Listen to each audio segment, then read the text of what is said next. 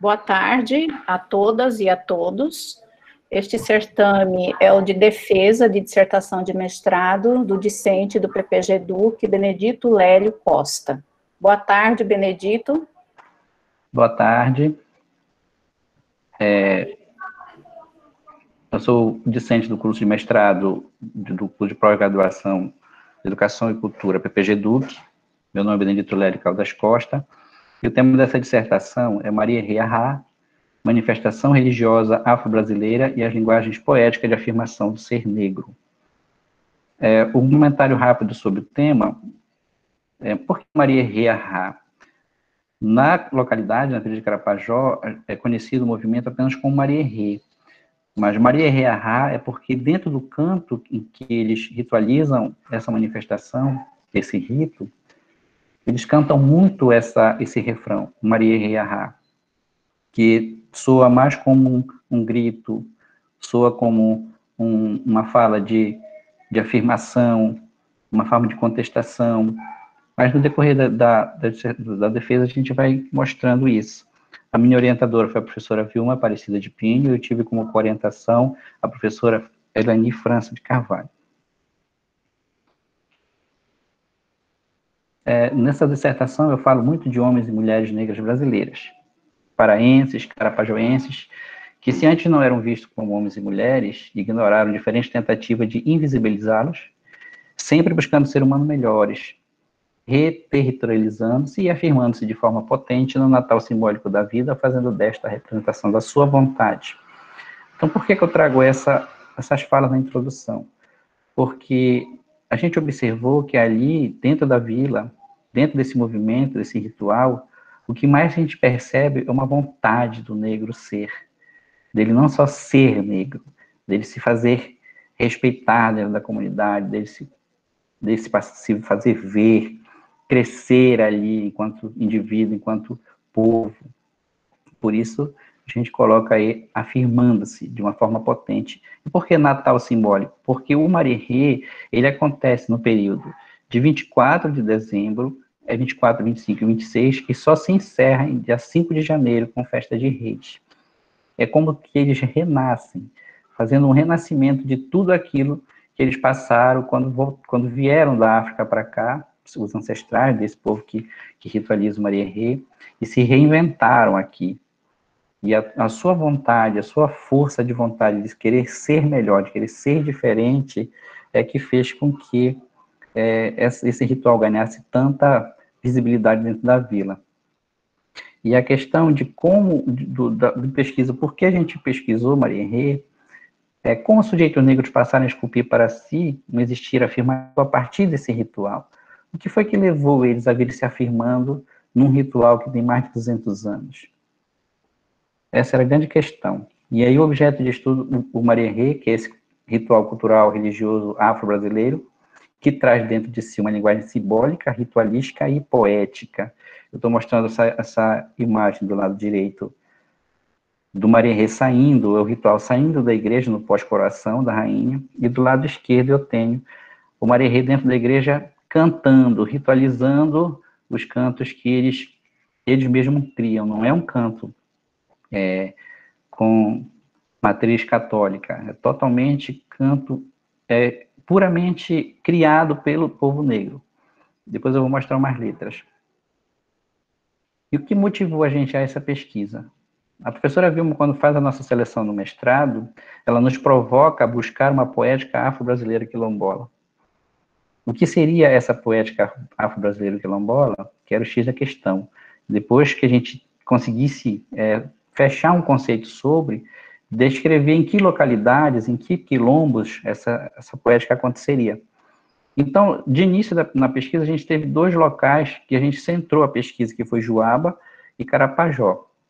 Em Juaba, nós vimos o acontecer do Bambaê do Rosário, que se assemelha muito, em termos de ritual e de indumentária, com o Marerê do Rosário de Carapajó. Mas nessa nossa busca, a gente, além da poética, nós vimos outra coisa acontecendo dentro desses dois rituais. Por isso, nós particularizamos o estudo apenas no Marerê e nos seus símbolos, porque nós percebemos ali tudo o que a poética brasileira quilombola que é um movimento que arrebata, um movimento muito forte de consciência negra, de cultura negra, de religiosidade negra, não acontecer diferente de tudo que a gente conhece em termos de negritude dentro do Pará. O que foi que nós vimos, então, que fez nosso olhar mudar, ter um outro foco? Foi o senso de afirmação desse povo, de como eles gostam de ser negros, de como eles festejam a negritude, de como eles criam e recriam a vida ali, se modificam, no sentido sempre de ser melhor, de serem agradáveis, de nunca se menosprezar e deixarem o outro menosprezar eles. Porque o grande sonho de cada criança que vai se tornar rainha e rei do Mariérrê é isso, é ser respeitado, é ser reconhecido. Mas como negro, o objetivo central foi compreender como esse ser negro carapajoense recria estratégias, ou cria estratégias que afirmam sua identidade individual. Esse criar e recriar, a gente busca nas ideias do Nietzsche, que a gente, enquanto ser humano, ele diz, nós nos recriamos, nos reinventamos, nós nos fazemos sujeitos no decorrer da nossa vida. E essa recriar estratégia de afirmar a sua identidade, não só individual, social, cultural, religiosa, foi toda uma recriação, que dentro do Mariérrê levou mais de 200 anos, a chegar a este ponto que está hoje, através de símbolos. Nós enxergamos também, buscamos enxergar no Mariérrê, nós enxergamos isso, um discurso que vai ao contrário do que o discurso científico pregava sobre o negro, de que o negro era sujo, de que o negro não tinha alma, de que o negro nem era um ser humano, e principalmente contra essa ideia de que o branco é superior a tudo, de que o branco é um povo que está, em termos de cultura, em termos de beleza, ele é melhor do que o negro. Então, nós vimos isso dentro do Mariérrê muito, muito forte.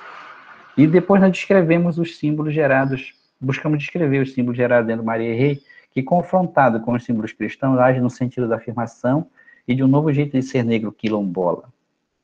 Depois, por fim, nós propomos maneiras de preservação e propagação desse bem cultural, religioso e poético para uma educação antirracista, para uma educação quilombola, uma educação que faça jus àquilo que o negro no quilombo necessita.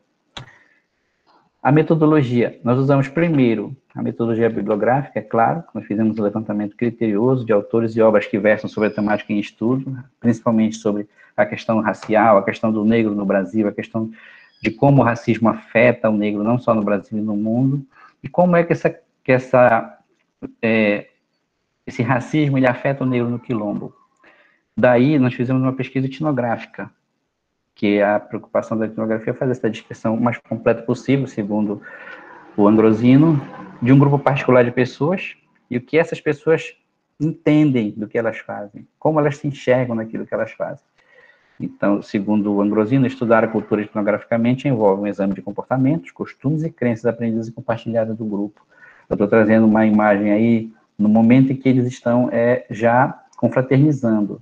A pós-coroação, eles vão para a casa do rei e da rainha e ficam dançando o samba de cacete, a dona tem uma garrafa de gengibirra na mão aí, que embala. Nós fizemos a base teórica aí. A nossa base teórica, nós trouxemos o Hall, o Gertz, o Paul Gilroy, Todorov, o Skidmore, a nossa orientadora, o Edson Carneiro, o Fanon e outros autores, para falar justamente do que é que alimenta, da teoria que alimenta e do que alimenta o Mariérrê. Eles transformaram tudo que era resto do que os brancos não queriam em iguarias, em especiarias alimentares, em coisas que, por exemplo, nós não conseguimos entender hoje um paraense que não gosta de maniçoba, um paraense que não gosta de uma boa feijoada, e isso tudo o Mariérrê traz como alimentação, e lá é tudo grátis, é tudo dado. Então, nós nos alimentamos da teoria e também fomos nos alimentar lá na prática, convivendo com os brincantes do Mariérrê. E aí, os discursos científicos e o discurso de contestação. A falta de civilização produz a negritude da pele. São feios, de corpo, que vivem de maneira dura, estúpida e selvagem, dizia o Buffon, citada por Todorov. Aí eu olho a imagem do lado. Essas lindas mulheres, o que é que elas têm de feia? O que é que a pele delas tem que as fazem menor ou menos importante que um branco? Daí nós trouxemos o Fanon. Para o negro há apenas um destino, e ele é branco. Só que Fanon, quando ele faz essa análise, ele faz do ponto de vista da alma, da construção, tendo um branco como espelho. Um francês, um inglês, porque quando o Fanon escreve Máscara Negra, Pele Branca, ou Pele Branca, Máscara Negra, ele faz uma análise psicológica do negro a partir de um espelho, eu chamo de espelho, como se espelhasse num branco. Quando a gente analisa o negro do Carapajó, a gente olha pela ótica do quilombo, do negro ali no quilombo. E esse negro do quilombo, ele não tem esse espelho branco. O que ele tem como espelho são os seus ancestrais, e ele nunca quis ser branco. Ele, ao contrário, ele tem um orgulho, veja só ao te ver dessas mulheres, de ser negra, de se vestir como negra, de vivenciar essa negritude no dia a dia, no ritual marierê. Não é diferente, porque eu sempre, dentro da dissertação, eu digo que o marierê ele é o ano todo.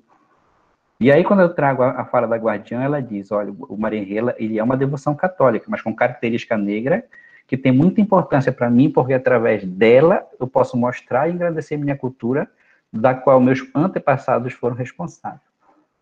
E é com uma fala como essa que a gente diz, não, então ela não tinha vontade de ser branca, porque ela quer justamente engrandecer os seus ancestrais, quer mostrar a importância que essa cultura que ela herdou tem. Depois nós conversamos com uma rainha, uma ex-rainha, mas era a mãe do rei de 2018. Para mim, o marierê, além de ser uma festa tradicional de anos em nossa vila, ela celebra a fé, a união e o respeito que nós temos por nossa cultura. Novamente, um discurso que contrapõe esses ideais, não só da brancura, como que o racismo pregava de que o negro era um ser que não tinha qualidade. E a Neuza Santos, ela diz, nada pode macular a brancura, que a ferro e fogo cravou-se na consciência negra como sinônimo de pureza artística, nobreza estética, majestade moral, sabedoria científica, etc. A Neuza Santos, ela também faz uma análise do negro, de uma forma psicológica, dentro de uma sociedade, aqui dentro do Brasil, mais carioca e paulista, que tem como contraponto um branco, que talvez teve mais chances na sociedade. Que também esse negro tenha sido muito vítima do racismo, como ainda acontece, e muito no Brasil, e daí cria uma imagem de que a consciência negra, ela tem esse déficit de querer ser negro. E eu estou trazendo, é preciso desmistificar a ideia de que os brancos são a cultura e que o negro não passa de um corpo que luta e vergonha. Esse pensamento de inferioridade tem que mudar. Porque veja o que dizem o pessoal lá de Carapajó. E diz, dezembro, Natal é a festa, né? A nossa festa. Não é mais a festa do católico. O Natal é a nossa festa. Marierê. Então, quer dizer que nosso povo é muito rico de cultura. Então, a gente tem que participar. Ninguém pode ficar de fora. A gente tem que estar presente em todos esses momentos, ajudando a contar a história. E essa é uma jovem de 30 anos. E uma rainha. Quando ela tinha 11 anos, olha, eu nunca vou esquecer quando eu fui rainha, eu tinha apenas 11 anos de idade, eu lembro que fiquei radiante, muito feliz, porque eu seria rainha, porque eu tinha muita vontade, mas minha família não tinha condições para realizar. Então, eu fiquei me sentindo uma pessoa importante para a comunidade, quando ela foi escolhida para ser rainha. Eu trouxe duas imagens. Na verdade, essas duas imagens, uma já é a roda de samba, só os tocadores, samba de cacete, e embaixo, uma imagem da coroação da rainha. Observe o semblante, não só da dona Marinete, que é a guardiã, mas da menina que está sendo coroada. Um semblante de felicidade, de imponência. Uma outra foto, mas antes, é inegável que o negro da diáspora africana sempre teve que lutar contra a maré, isso a gente não discute. Mas aqui, no Carapajó, foi conquistando seu espaço, mesmo tendo sua vida dificultada pela elite dominante, que não queria o preto comungando dos mesmos ambientes, exercitando sua cultura, a sua religiosidade. A gente vai bater nessa tecla. A história do Brasil está cheia dessas narrativas, de que o branco sempre fez com que o negro se sentisse o último. Mas em Carapajó, o negro usou ser livre, ele não se acomodou. Ele fez um pouquinho diferente de Zumbi, porque Zumbi se rebelou. Lá, não, eles foram vencendo através da cultura e da religiosidade. O negro ousou ser livre por intermédio da religiosidade, dos ritmos, da música, da dança, do canto, do confronto da sua cultura com a do outro. quando ele ritualiza o Maria Rei, ele dá prova dessa liberdade. Por quê? Porque quando eles começam a fazer o ritual, e o ritual começa numa casa, ou do rei ou da rainha, o povo vai atrás, vai lá na casa, não só para participar de todo o rito religioso, vai atrás do cortejo na rua, que é a festa de batucada e de cantos, enche a igreja no dia da missa e enche as casas do rei e rainha no dia da recepção, que é a distribuição de comida. E ele não é importunado por ninguém, nem pela igreja, nem pela polícia, nem pela alta sociedade da vila que tem lá. O negro, ele se faz livre. Então, a gente chega à seguinte conclusão, que o Maria-Rê, ele é um corpo aberto, usando a expressão de Merleau-Ponty, que cria e recria a cultura. Cria a cultura porque ele vai inovando, ele vai arranjando jeito de ser, e recria, porque nesse encontro, eu não gosto muito do termo choque, mas desse encontro entre as culturas, entre a cultura negra e a cultura branca, entre a afro-brasileira e a cristã, em termos de religiosidade, ele é sagrado e profano ao mesmo tempo. Ele é uma indumentária real, pois através dele o negro se afirma como rei, e se apodera e empodera como rainha. Ele é poesia, porque ele nos mostrou, além das identidades e a cultura, a religiosidade também, ela está em fluxo. Não existe aquela religiosidade pura, a gente vê os cultos hoje como é que são, tanto das igrejas evangélicas, a católica, e os cultos afro-brasileiros, eles têm influência dos outros cultos, então estão em fluxo, como as identidades.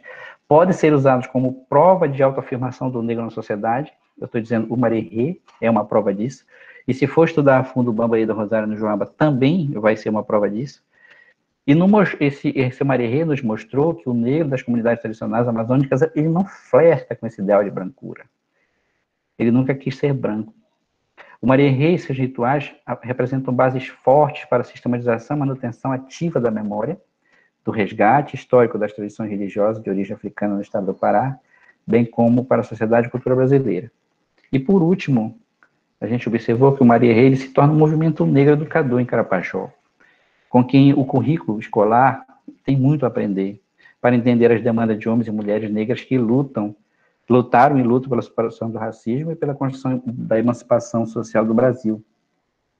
Então, antes de eu me despedir, fazer uma síntese rápida do Maria-Rê.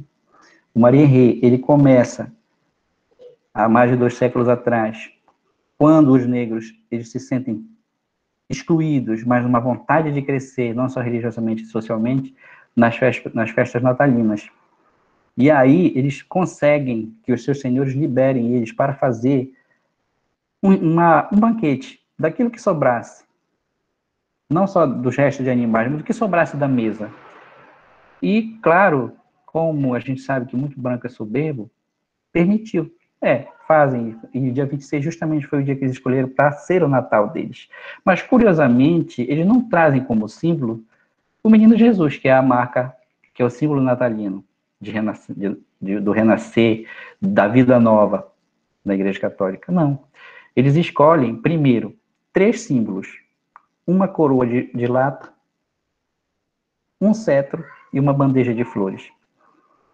Esses 3 símbolos eles utilizam logo após ao fazerem todas as suas comidas típicas e fazerem os banquetes, o banquete dos restos, que se tornaram iguarias, como eu mostrei. E daí esses 3 símbolos, eles começam a fazer um ritual de reverência primeiro. A coroa, ao cetro e a bandeja. Depois, passou com o tempo, eles conseguiram fazer com que esse ritual não se tornasse apenas um banquete, eles ritualizassem ele nas ruas, com batuques e cantorias. Depois, passou o tempo, eles conseguiram adentrar a igreja, fazer com que o celebrante das missas coroasse as suas rainhas e reis escolhidos. E depois, eles conseguiram fazer com que a sociedade aceitasse as festas de encerramento. E conseguiram tomar o dia 24, 25 e 26 para fazer com que esse rito acontecesse. E, por último, o dia 5. Mas onde é que está a afirmação frente ao ritual religioso do Maria-Rê? Frente à questão da Igreja Católica? É porque, vejam bem, se fosse para eles fazerem um ritual apenas católico e não híbrido, por que eles não escolheram o Menino Jesus como símbolo? Eles escolheram justamente a Nossa Senhora do Rosário, por isso que é chamado Maria Rei do Rosário. E aí a questão, em outubro é a festa do Rosário em todo o Brasil, e por que em Carapaju é dezembro? Como foi que eles subverteram? Como foi que eles conseguiram a igreja aceitar a Nossa Senhora do Rosário ser festejada em dezembro? E ela é a última a entrar como símbolo no ritual de cortejo nas ruas. Dos 3 primeiros elementos, o qual entrou pós foi o Menino Jesus, porque a igreja começou a contestar, então eles botaram esse símbolo, não, vamos colocar esse símbolo aqui católico. Quando houve nova contestação, botaram o símbolo de Nossa Senhora do Rosário, que são 5 hoje os símbolos materiais. Mas nós temos os símbolos maiores. Eu olho aqui a rainha, eu estou vendo a Dona Marinete, que é a guardiã, e eu estou vendo um padre curvando-se para a rainha. Ele se curva aí em um movimento simbólico. Dentro da dissertação eu cito isso, na minha concepção, um sacerdote que se curva às tradições negras, que se curva frente ao empoderamento da rainha, de uma afirmação negra dentro da igreja, e isso está acontecendo dentro da igreja. E aí a menina aqui do lado, que está usando uma coroa prata, fica assim, parada, olhando. O que é que está acontecendo? O que é isso? A mesma pergunta eu me fiz quando eu estava dentro da igreja lá e vi esse ritual acontecendo. Enfim, Maria Rei é tudo isso e é muito mais que isso. Mas, como eu tenho apenas 20 minutos, eu quero agradecer vocês e as nossas referências bibliográficas estão aí. Espero que eu não tenha ultrapassado o tempo. Muito obrigado.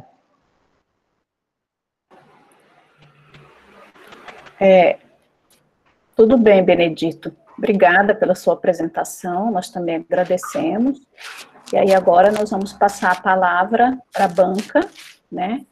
E você, por favor, tome nota, que nós vamos ouvir as considerações da banca, e eu vou passar a palavra para o professor Raimundo Nonato, para fazer as suas considerações. Boa tarde a todas e a todas. Boa tarde, professor. Boa tarde. Salve os membros da banca, professor Wagner, professora Vilma, pessoas que se tornaram muito caras para mim nesse último ano, né, de 2019 para cá.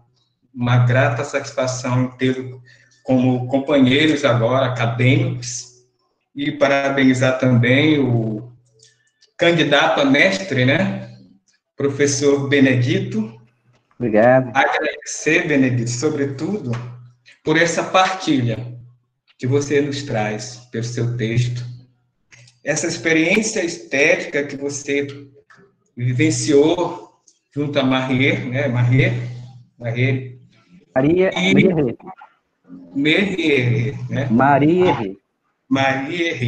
Aí você nos traz e nos brinda com essa experiência estética, partilhando com a gente essa experiência.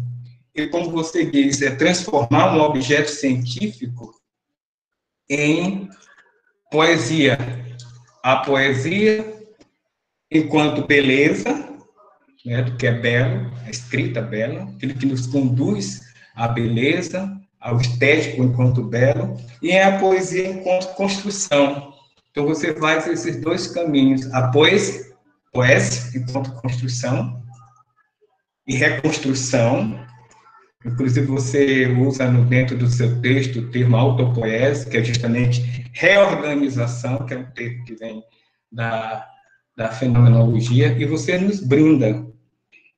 E como foi tranquilo ler o seu trabalho, por essa condução, por esses caminhos que você foi nos trazendo, né? Essa narrativa poética. Aí, quando você fala quem é o autor, esse autor que também, para além dos livros acadêmicos, lê também a poesia, ele tem um sentido aberto para buscar parcelas do mundo, essa sensibilidade de ver o mundo e transformá-lo em texto, transformá-lo em conhecimento. E isso é pura poesia. E aí eu destaquei aqui, logo no início, que para mim, assim, parece que eu vou começar a ler um romance, né? Talvez pela pressa você não deu a entonação da poesia, mas eu creio que na escrita, ao transformar em escrita, o pensamento, antes ele era poesia. Aí você diz, falarei de homens e mulheres negras brasileiras, paraenses, carapajoenses, que se antes não eram vistos como homens e mulheres, ignoraram diferentes tentativas de invisibilizar, sempre buscando ser humanos melhores, reterritorializando-se, afirmando-se de forma potente no Natal simbólico da vida, fazendo desta a representação de sua vontade. Se houve dentre esses homens e mulheres quem tivesse medo ou complexo de inferioridade, isto foi deixado para trás alguns anos, a maioria depois, que os açudes cessaram e as correntes as partiram. Eu fiz um comentário aqui, linguagem poética, maravilhoso. Aí você continua. Alguma dessas coisas eu vou dizê-las, escrevê-la porque me senti instigado. Isso que está a partilha, né? A isso muito antes de ser assediado por dezenas e centenas de páginas e narrativas que tentam enquadrar o negro como um não ser. É pura poesia, né? E você nos traz, nos brinda ao longo do seu texto com essas poesias. E é bem isso que o Merleau-Ponty vai nos falar. Tudo que eu sei, mesmo por ciência, primeiro parte de uma experiência minha, do meu conhecimento. Então, o relatório, a dissertação é uma experiência segunda. A percepção inaugura o conhecimento. A percepção, segundo Merleau-Ponty, é a partir de... Ela é sinônimo das sensações, e sensações não é tal qual, se lê nos livros clássicos de biologia, o resultado dos órgãos do sentido, mas sensação enquanto sensível, enquanto meio de captar parcelas do mundo e torná-la enquanto conhecimento. E você faz isso lindamente. E aí o seu trabalho é muito instigante, eu acho que contribui com, ainda, infelizmente, nós temos que lidar ainda com essa questão, né, da questão da raça, do racismo, da empatia com o outro, do respeito ao outro, o negro, o velho, a criança, a mulher. Infelizmente, em pleno século XXI, a gente ainda tem que estar lidando com essas situações. E mais ainda nesse período agora, como está muito forte, ou nós tivemos coragem de falar, ou os meios estão contribuindo para denunciar mais, não é? Porque muitas das vezes trabalhos também acadêmicos que falavam de raça, eles são silenciados na própria academia, porque não tem autor, a gente faz, às vezes um candidato faz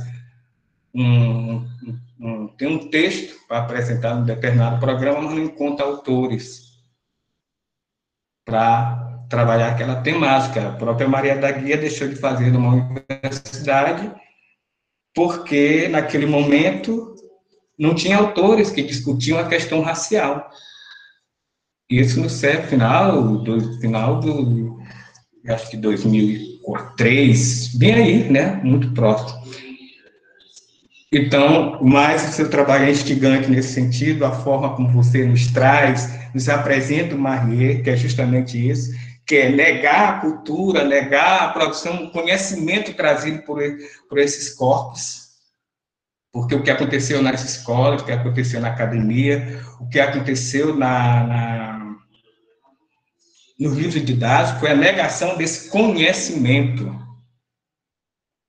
Parece que a história, conhecimento produzido que nós aprendemos, é da Grécia para cá. Então, foi negado isso. Então, nós estamos nesse movimento de trazer esses conhecimentos a uma lógica de vivência, a uma organização social, há um modo de ser diferente e não inferior, e você vai nos trazendo isso ao longo do seu texto. O que eu vou colocar aqui para você são algumas considerações no sentido de contribuir com o seu trabalho, né? Algumas considerações eu não vou me afetar me focar em colocá-lo aqui, porque eu pedi o texto em Word para você ver com sua orientadora, são coisas técnicas, né? Não vou me deter às coisas técnicas, só no sentido mais do conteúdo, que nos fazer contaminar outros, né? De repente, eu sou contaminado pela minha trajetória, mas outros podem não ser contaminados pela falta de compreensão, porque é um relatório que ele precisa dizer longe de você, né? Então, o texto é uma experiência segunda, que ele precisa continuar nos tocando, precisar nos relacionando com o seu objeto. Então, é nesse sentido que eu vou fazer algumas considerações. Sobre o título, é porque você coloca na capa, você nos coloca, deixa eu ver, na capa de entrada, simbologia poética, e nas demais, eu vou ver um outro termo. Ou eu estou errado aqui? Tem uma entrada aqui, acho que é a capa, está como linguagem poética, e nas demais capas, veio duas capas para mim, simbologia poética, mas eu fui ver no PDF, ela se encontra. Eu vou dizer um pouco meu olhar, porque eu estou com outro texto aqui no outro computador. E também, eu quero compartilhar com você, Benedito, que eu estou falando do quilombo, uma comunidade quilombola, recentemente reconhecida, em novembro de 2015. Então, eu sou um quilombola. Eu estou aqui desde os 7 anos de idade, 8 anos de idade, nunca saí daqui. Hoje sou um quilombola, reconhecido pelo quilombo, pela Fundação Palmares. Então, nós estamos falando do quilombo, território da liberdade, grande quilombo urbano. Daqui a pouco eu vou discutir um pouco com isso com você. Sobre a questão do seu... mais questão técnicas gerais, tem muitos autores que você cita no texto e não cita na referência. Eu fui anotando, mas eu não vou referenciar nenhum agora em especial. Qual é a importância de nós atentarmos para isso? Por quê? Seu trabalho é um trabalho de uma relevância muito grande para a discussão do tema. Então, ele vai servir como referência para futuras investigações que estão chegando, os que precisam reforçar os trabalhos. Em um outro momento, eu lembro que na graduação a gente pegava o texto para avaliar, logo no início da graduação, era mesmo para ver a questão da BNT. Não colocou os nomes, mas hoje eu penso que é nesse sentido. Não no sentido de tirar o mérito do trabalho, mas no sentido que o trabalho tem um valor enorme, que ele precisa ser referenciado de onde estão falando. Então, isso é importante, e aí eu fiz essa referência. A outra situação da importância, que eu sempre vou buscar, às vezes eu já fui visto na banca, mas ele vai ver isso, autor. Não, é importante nesse sentido. Porque também tem outra coisa, nós estamos em processo de escrita, o tempo todo a reescrever, não é? E uma das questões é a gente começar a pensar, agora que você está tornando mestre, você também formará outros pesquisadores, né? Você vai fazer doutorado, é justamente reconhecer, quando ele pergunta, ele está falando, Merleau-Ponty, ele fala, tem momento que ele fala de literatura, tem momento que ele vai falar da pintura, tem momento que ele vai falar em dança, Tem alguns livros que ele está situando mais na psicanálise, mais na dança, por exemplo. Isso é só um exemplo. Aí a gente vai buscar em que patamar esse autor está trabalhando. Por que eu estou falando a importância da gente saber também desses autores estar referenciados, para a gente saber em que eles estão falando, que não é o caso, no seu caso são bem colocados autores, mas às vezes a gente pega trabalhos em que o autor está discutindo em um outro patamar de discussão e você traz para o seu, que não é o seu. Certo? Em outro patamar. Então, é nesse sentido que eu vou aproveitar que eu estou falando dos autores, eu fiz algumas referências ao longo do trabalho, algumas colocações, para você, eu acredito que como a gente trabalha com a linguagem poética, a gente não pode perder o rigor também. E a gente acaba tendendo a perder o rigor dessas relações.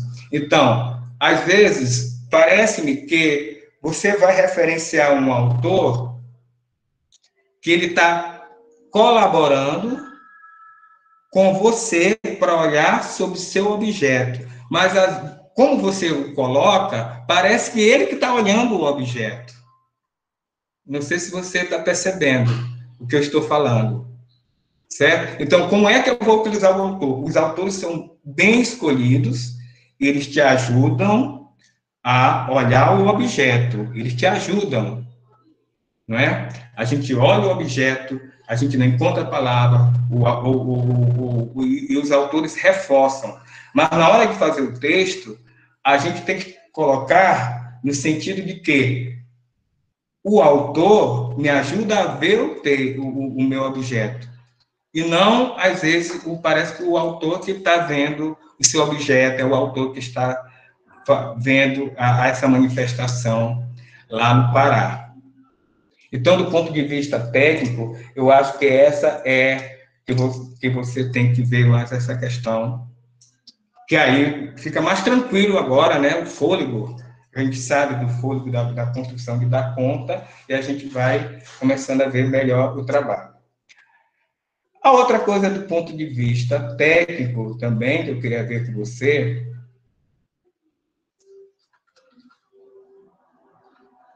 algumas explicações, porque a gente tem que escrever como se o outro não soubesse, né? Como se o outro não soubesse. Então, embora você também tenha bastante figuras, termos explicados nas notas de rodapé, mas algumas escapolam. Por exemplo, eu não lembro se algumas você fala, o fio de Ariadne, né? A gente estuda filosofia, em algum momento de filosofia, a gente vai compreender o que é o fio de Ariadne, mas outros não vão saber o que é fio de Ariadne. E é um momento de conhecer um pouco do fio de Ariadne, né? Então, a gente, para não perder essa oportunidade de estar falando, tem que falar com os outros, que são da própria cultura e são desconhecidos de outros. Também, do ponto de vista técnico, eu gosto, quando você diz assim, deixa eu ver bem aqui, para eu não cair na... Dar um exemplo aqui.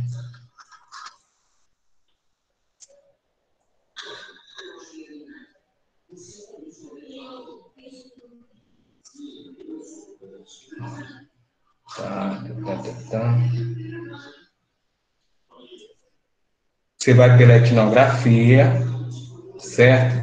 Agora, para além você vai pela etnografia, você faz enumera os autores que você vai utilizar. Eu acho isso importante, eu não sou muito contrário a trazer os autores, tem muitas pessoas, alguns pesquisadores, alguns professores que acham que eu tenho que ver apenas aqueles que estão de acordo com o meu paradigma, e eu sou a favor, como o Merleau-Ponty fala, que diz assim, ele comenta que nenhum conhecimento Nenhum pensamento abarca todo conhecimento. E quem conhece o Merleau-Ponty, ele falar de corpo, ele vai buscar na psicanálise, ele vai buscar na política, ele estuda Marx, ele estuda Weber, para falar de corpo, para ele poder afirmar a sua compreensão de corpo, a sua compreensão de percepção. Mas, para isso, eu também, nesse sentido de que ajudar outros pesquisadores, como é que você constrói isso, como é que você traz vários autores que te ajudam a falar sobre seu objeto, é que você também não cite somente os autores, mas as áreas de conhecimento, porque isso vai mostrar que esse corpo que você está trabalhando, observando, investigando, ele é polissêmico, ele é multifacetado, ele é histórico, ele é afetivo, ele é emocional, ele é político. E nenhuma área de conhecimento ele vai abarcar toda. Para eu compreender esse corpo, ainda que seja perspectivalmente, dentro de uma perspectiva, mas eu vou ter que lançar de outros autores, ainda que eu faça o recorte, mas eu vou lançar de outros conhecimentos. Você lança de vários conhecimentos. É importante dizer que você esteve em outros conhecimentos, você foi da poesia, da arte, da sociologia, da antropologia, da filosofia, porque o pensamento fenomenológico, ele é filosófico, é a fenomenologia, né? Então, que você enumere as áreas por onde você fez esse percurso. Então, o que eu estou falando aqui é somente para ajudá-los na compreensão, né? E aí eu quero fazer referência ao seu texto, como é que você vai nos conduzindo a conhecer o seu objeto de estudo, do Marie Herré, né? Aí eu também, quando você vai falar o ahá, é lá no final, aí eu fiquei procurando que ahá é esse, o que é ahá, Marie Herré, ahá. Eu acho que na introdução já cabe, como você fez aí na sua apresentação. E você nos conduz, vai nos conduzindo dentro da igreja, pela sua forma de escrever. Dos ritos, você também vai nos trazendo, cada um desses ritos, trazendo os autores, das tensões que eles estão aí, que eles sofreram ao longo para se manter essa tradição, você vai trazendo os autores, sem perder o caminho do rito. Não o caminho do rito, e agora eu vou pegar os autores. Eu acho que essa construção foi bem feliz, porque eu vou... É como se eu estivesse vendo o rito passando e começasse a me indagar e alguém do lado começasse a me explicar. É por isso. Por que vermelho? Por que o vermelho? Por que essa coroa? E você vai nos trazendo os autores para nos conduzindo à experiência estética e vai nos trazendo os autores para explicar isso durante esse ritual. Eu acho que isso foi muito feliz, a forma como você nos conduziu. Eu tenho três coisas. Outra questão que eu acho importante falar agora é porque você usa um termo. É um quilombo moderno. Aí eu perguntei, quem cunhou esse termo? É o Benedito? Será o Benedito, né? A gente trabalha com a cultura. Será o Benedito? Né, Benedito? Que cunhou esse termo, quilombo moderno. Aí eu fui procurar na nota de rodapé, aí eu até fiz mas isso não explica o termo quilombo moderno. Também, eu vejo, se o termo quilombo, para essa comunidade, certo? Ele já é um termo que está em reconhecimento enquanto quilombo, enquanto comunidade quilombola, ou ao longo do seu estudo você diz, eu considero como quilombo. Então, isso tem que estar claro, porque, do contrário, a gente vai exigir. quando foi que ele foi reconhecido como quilombo? Porque no nosso caso, da nossa comunidade, ela tem mais de 100 anos, a nossa comunidade. É uma comunidade predominantemente negra, tem muitas manifestações religiosas afro-brasileiras, muitas manifestações de dança afro-brasileiras, não é? Muita forma de ser afro-brasileiros, porque muitos vieram do interior do Maranhão, porque passa um braço de mar bem aqui, eles vinham da Baixada, paravam aqui atrás, através das embarcações, mas a gente só pode só foi reconhecido como quilombo recentemente, ainda que nós tenhamos toda essa tradição. Daí que eu penso que ver a questão do quilombo interno ou quilombo moderno, se é você que está cunhando, e você assumir por que você considera isso. Não é? Eu lembro que a primeira vez que eu não tinha esse termo quando eu fui trabalhar na minha dissertação, eu usei o termo, era corpo, eu chamei, no Bumba Meu Boi a gente chama brincantes. Eu usei o termo corpos brincantes, porque eu considerava, eu já estava começando o estudo do corpo, eu usava o termo corpos brincantes. Porque o nosso também foi reconhecido aqui na Fé em Deus como quilombo urbano. Agora, por que quilombo urbano? Porque nós estamos a poucos metros do centro da cidade, nós não estamos numa área rural. É uma comunidade que se desenvolveu, manteve as suas tradições, mas ela se localiza geograficamente próximo do centro urbano, é próximo do centro. Então, ele é considerado como o primeiro quilombo urbano do Estado também. Então, é esse termo, depois eu quero que o senhor, você, Benedito, possa me falar um pouco sobre essa questão do quilombo externo. Outra questão que eu acho importante para você, falar com você, eu fiquei procurando o termo simbólico, a experiência simbólica também é estética.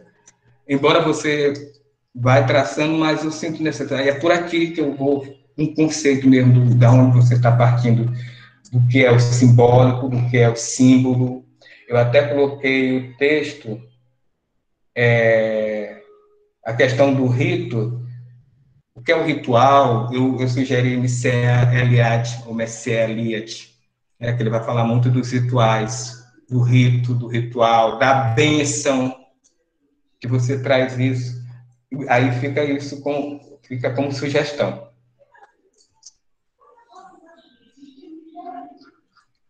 Também, que eu quero falar com você sobre, você usa Hobsbawm, aí você afirma que é uma reinvenção da tradição, né, que o que está acontecendo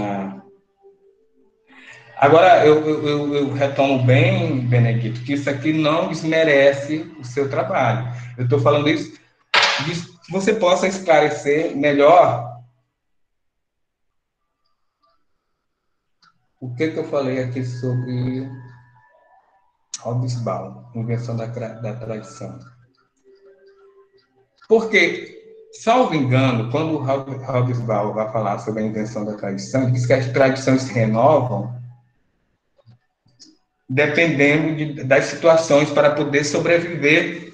Mas quando ele vai citar, eu não tive condições de retomar os estudos dele para te dar um maior esclarecimento, mas eu queria que você fizesse isso, porque quando ele vai falar dessa reinvenção para poder sobreviver, ele vai falar da oferta, ele vai falar do mercado, que não é o caso. Quando você traz o conceito de corpo, o conceito autopoético de Merleau-Ponty, eu penso que não é uma reinvenção. Ele se reorganiza, ele se autorregula, ele se modifica, mas não no sentido que Hobbes não cria uma outra tradição. porque ele mantém as tradições. E aí nós temos um outro conceito que eu acho importante de ver, que a tradição, comumente, ela é considerada como algo, como diz a professora Maria da Conceição Almeida. Ela é estudiosa da complexidade. O livro que ela traz é Cosmologia e Tradição. Cosmologia e Tradição. E ela vai dizer exatamente isso, que normalmente os conhecimentos tradicionais, eles são considerados como conhecimento inferiores, petrificados nos caminhos da memória. E ela disse, não, a tradição é dinâmica, ela se renova. Se ela se renova, ela não se reinventa, ela se renova, ela se reorganiza, ela não é uma invenção de uma nova tradição. Então, para você repensar um pouco de Hobsbawm.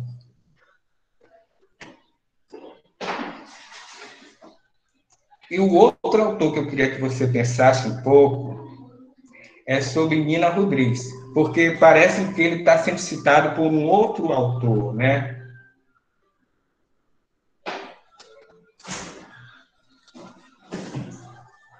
Porque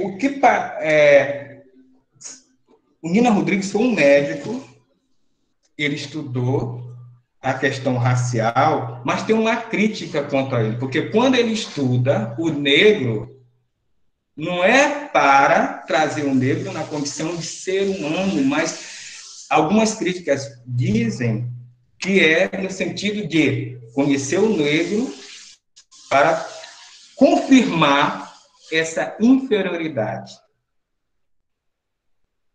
Então, eu queria que você retomasse um pouco de Nina Rodrigues, e quando ele fala, alguma que você colocou entre aspas, parece uma internacionalização, eu não vejo como o que eu li, o pouco que eu li de Nina Rodrigues, eu não vejo que ali está como um avanço para a cultura negra, mas está como uma crítica, tipo assim, estão avançando.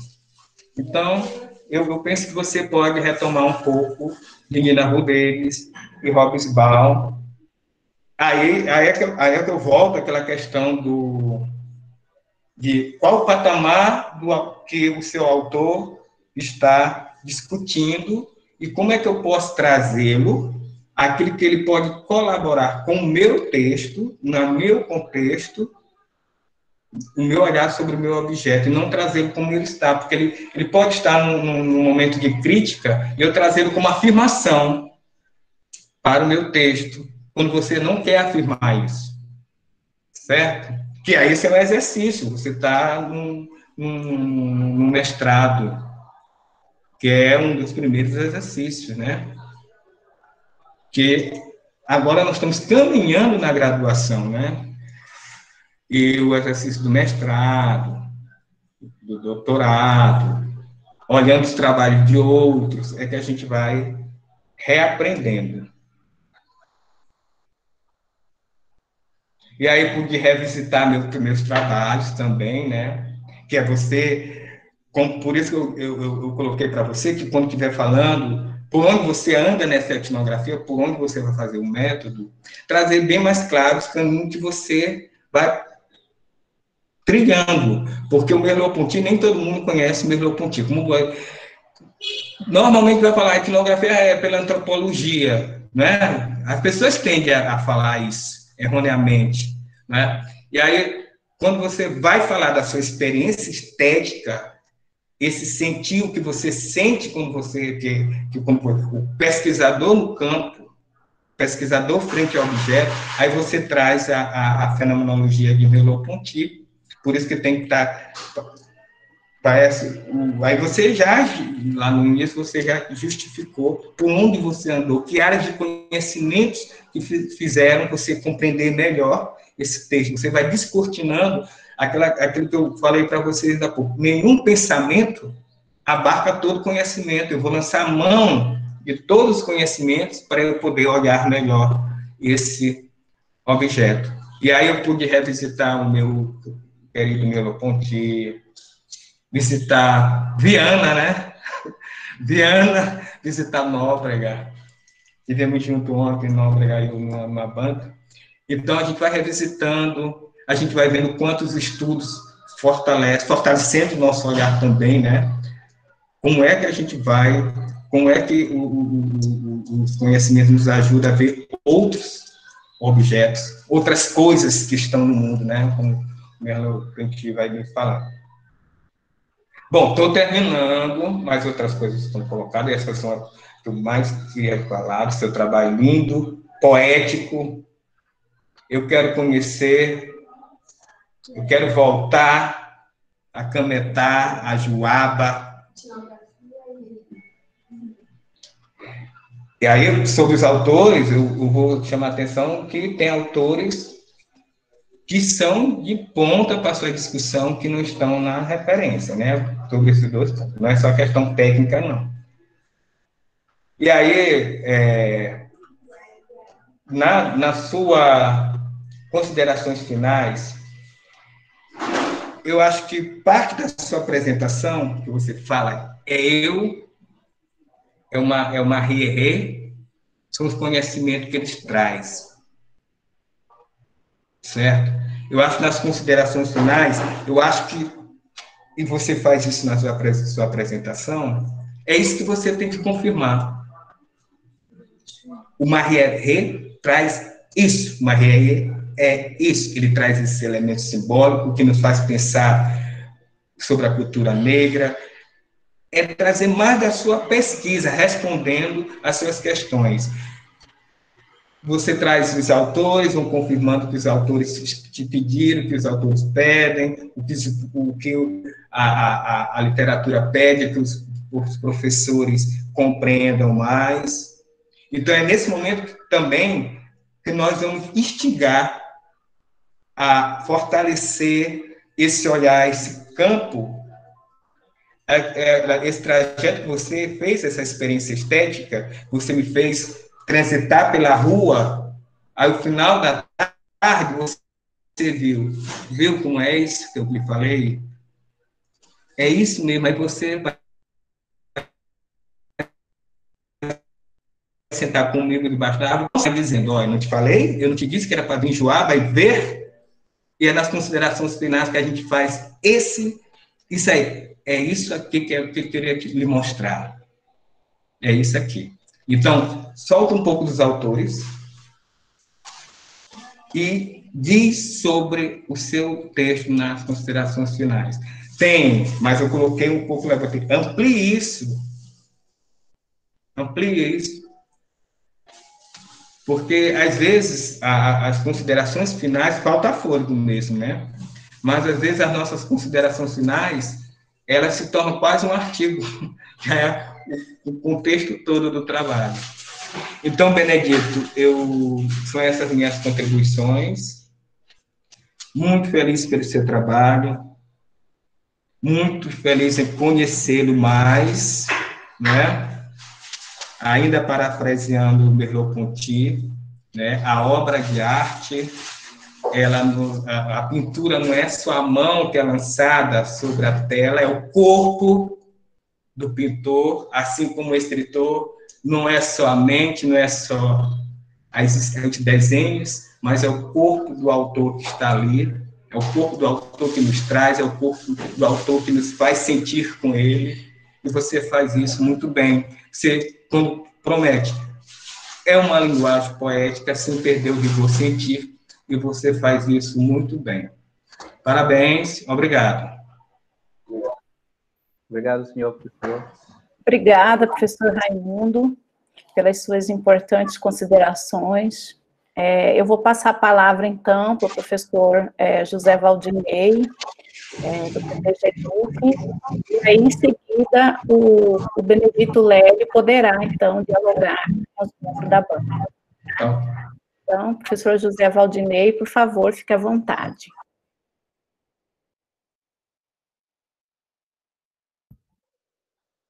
Boa tarde a todos.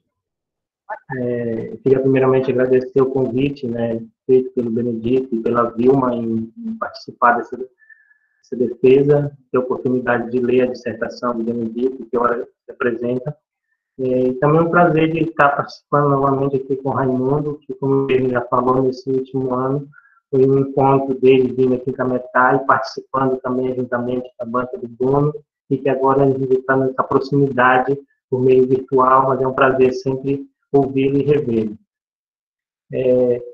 O trabalho do Benedito também eu vou tentando falar a partir daquilo que ele foi introduzindo, me afetando a partir do momento em que eu adentrei na leitura do trabalho. Um trabalho que se propõe a falar sobre um ritual, que é esse do Maria Herrera, essa manifestação religiosa afro-brasileira e as linguagens poéticas de afirmação do ser negro. E eu destacaria aqui nesse teu tema justamente esse elemento, uma manifestação afro-brasileira com linguagens poéticas de afirmação do ser negro. Eu acho que esse é o movimento que tu tenta, na tua dissertação, mostrar os elementos que constituem tanto essa linguagem poética desse ritual, quanto ele sendo a afirmação do ser negro, tá? Então, eu acho que esses dois elementos, eles percorrem a tua dissertação. Tu apresenta uma proposta de uma perspectiva também que vai trabalhar meio com esse embate cultural, que vai falar na página 11, na página 21, meio do multiculturalismo que se tece, e eu até sugeriria isso para ver se é esse termo mesmo, multiculturalismo, porque em outro momento tu apresenta uma perspectiva também intercultural de analisar. Então, eu acho que, de repente, essa perspectiva intercultural de pensar esse movimento poderia até ser usada ao longo do trabalho. A perspectiva ou o enfoque intercultural, e não ficar, às vezes, transitando entre o multicultural e o intercultural. Eu acho que poderia aí afirmar já essa perspectiva intercultural, como tu fazes lá no teu trabalho. Um ritual de tradição negra, com linguagens que tu vai dizer ritualísticas e poéticas dos sujeitos negros. Tá? O teu campo de estudo é a Vila de Carapajó, mesmo tu apresentando no início que tu percorreu a Vila de Juaba e de Carapajó, mas tu define a partir do teu trabalho a Vila de Carapajó, tá? Em busca de discutir essas identidades que se afirmam desse ser negro nesse ritual. Tá? E aí tu vai apresentando que para fazer isso, tu vai descrever símbolos, materiais, orais, gestuais, poéticos, que fale sobre essa memória, lá na página 12, dessa memória desse ritual. E aí tu usa esse termo novamente, que o professor Raimundo tocou, que é um quilombo moderno. Eu também, ao ler o teu trabalho, mesmo com a nota de rodapé que tu esqueci, mas eu não senti que aquela nota ela explica esse termo.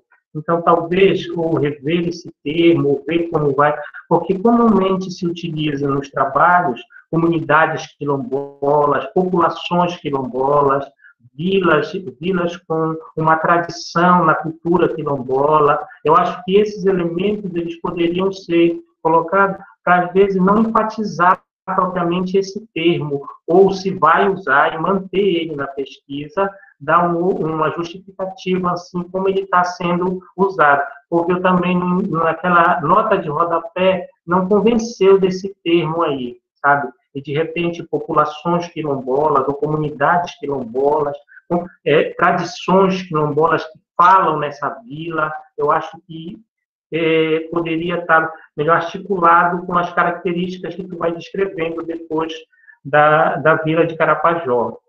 Tá?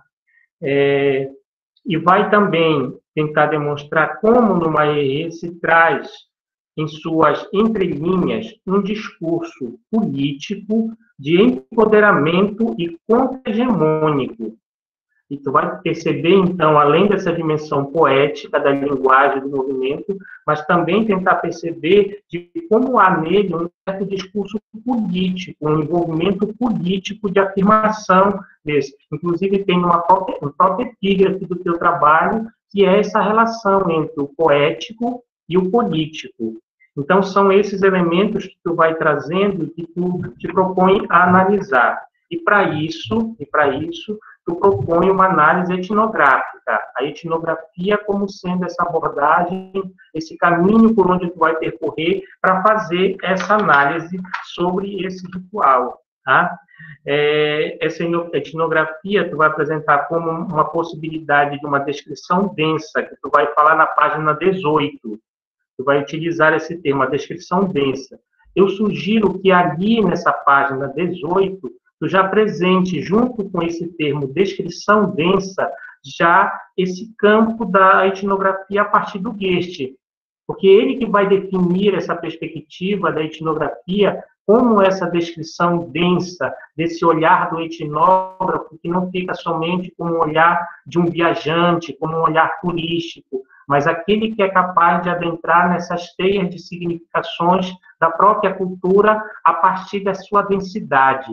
Então, eu acho que lá na página 18, eu já poderia fazer essa referência ao Guest, porque dali vai derivar tanto a descrição densa, quanto a observação participante, que tu vai lá logo em seguida. Tá? Eu achei muito boa essa, tá situando o teu trabalho nesse campo, então minha contribuição aqui no sentido de que tu poderia logo entrar em diálogo já com o Guest ali, para até demarcar cada um que tu está trazendo essa perspectiva etnográfica de análise do trabalho.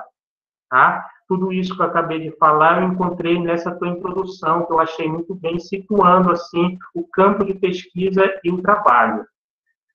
A partir dessa perspectiva que tu apresenta, então, da etnografia, aí tem 2 pontos na tua dissertação. O primeiro é que, ao apresentar a etnografia e ao começar a ler o primeiro capítulo, eu fui encontrando esses elementos, e muito bem descritos. Tu tá nesse primeiro capítulo aí, que é contextualizando a metodologia que tu vai falar, tu faz uma escrita percorrendo essas descrições, apresentando a vila, a localização onde fica, apresentando os rituais. Eu identifiquei muitos elementos da tua participação nesse ritual, comendo beiju, tomando chocolate, participando dele, tudo aquilo que tu apresentou como a proposta metodológica do trabalho, o primeiro capítulo está muito bem escrito e percorrendo esses elementos.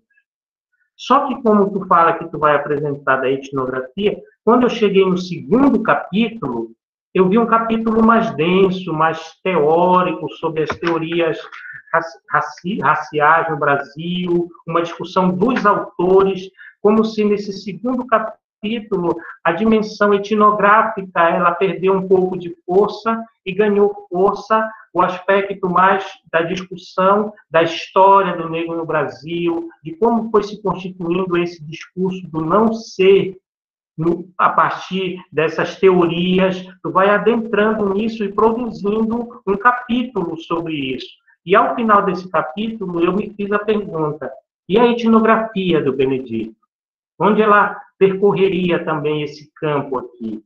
Então, nesse sentido, como tu apresenta a etnografia como um campo, e ele está bem explícito no primeiro capítulo, de repente, apresentar que o teu estudo também ele vai percorrer, e isso poderia ser até na introdução, percorrer os estudos das teorias racialistas pela história no Brasil, mostrando como foi se construindo esse discurso do negro como não ser, e fazendo as ponderações, os pontos de críticas, para ir construindo, a partir disso, a afirmação de um discurso do negro como do ser negro.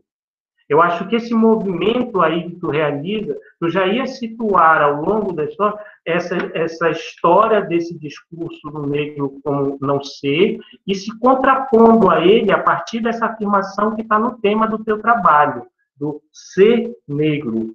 Tá? Eu acho que esse percurso é um primeiro movimento, porque a partir do momento em que adentrássemos na etnografia, percorreríamos já a tua própria pesquisa. Tá? Acho que não haveria um pouco essa quebra entre o primeiro e o segundo capítulo, caso isso fosse anunciado. Tá? Porque um terceiro que tu apresenta é justamente essa relação agora que tu vai extrair tentando construir os elementos para pensar aspectos no campo da educação a partir do ritual. Tá? Então, em termos da minha leitura, primeiramente, esse primeiro comentário em geral, como a tua introdução e o teu primeiro capítulo eles estão carregados do aspecto da etnografia, no segundo capítulo eu senti um pouco essa feitura etnográfica, percorrer isso. Então, de repente, a inversão desses capítulos, eu não sei, que poderia adentrar, no primeiro momento, um percurso mais histórico e mais das discussões racialistas, e um segundo no qual tu adentra propriamente ao teu trabalho de pesquisa que é situando, tá? E tocando agora nesse aspecto do capítulo. Então, em termos de organização, isso que eu estou falando, eu senti isso no momento da leitura, tá? Em termos da tua proposta, como está trazendo, assim, de discutir essa linguagem, eu achei bastante interessante esse primeiro capítulo, toda a discussão que tu vai trazendo, a discussão sobre vários aspectos em diálogo com essas poéticas quilombolas, tá? A questão da casa, o vigor da cultura, sabe? Esses elementos que tu vai trazendo da simbologia, do Carapajó, sabe? A dança, o canto, a cantoria, o batuque, o corpo, todos esses aspectos que tu vai, o cortejo, tu vai nos apresentando.